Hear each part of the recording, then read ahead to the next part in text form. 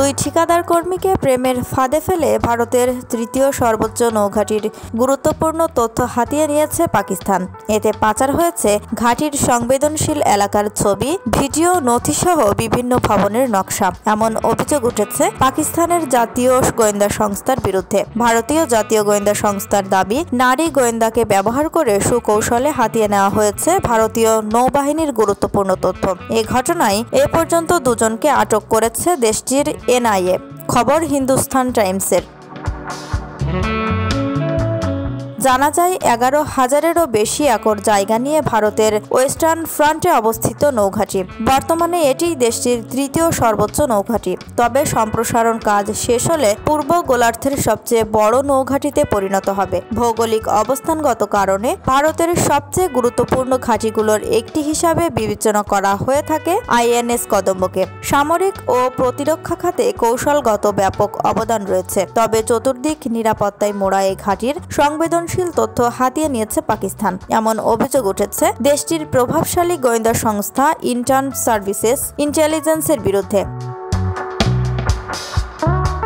এদিকে ভারতীয় গণমাধ্যমগুলোর দাবি, ওই নৌঘাঁটিতে কর্মরত দুই সিভিলিয়ান ঠিকাদার কর্মীদের হানি ট্র্যাপে ফেলে তথ্য হাতিয়ে নেয় নাফিসা জান্নাত নামে এক পাকিস্তানি নারী গোয়েন্দা, যার সাথে 2023 সাল থেকে পরিচয় ছিল ওই দুইজন কর্মীর। মেরিন ইঞ্জিনিয়ার পরিচয়ে হোয়াটসঅ্যাপ, ফেসবুক এবং টেলিগ্রামে ভিন্ন নামের সাথে তাদের সখ্যতা গড়ে তোলেন ওই নারী।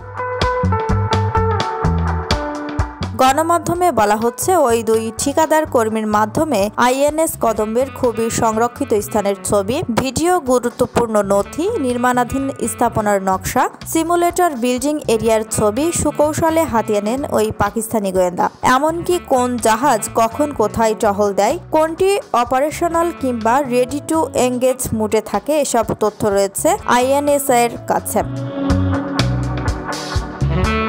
তবে আটক দুই ব্যক্তির ভাষ্যমতে প্রতি মাসে তাদের 5,000 রুপি করে দেওয়া হতো। টানা 8 মাস টাকা দিয়ে প্রেমের ফাঁদে ফেলে তাদের বিশ্বাস অর্জন করে পাকিস্তানি গোয়েন্দা সংস্থা। সম্প্রতি তাদের মাধ্যমে পাচার হয় ভারতীয় নৌবাহিনীর গুরুত্বপূর্ণ তথ্য।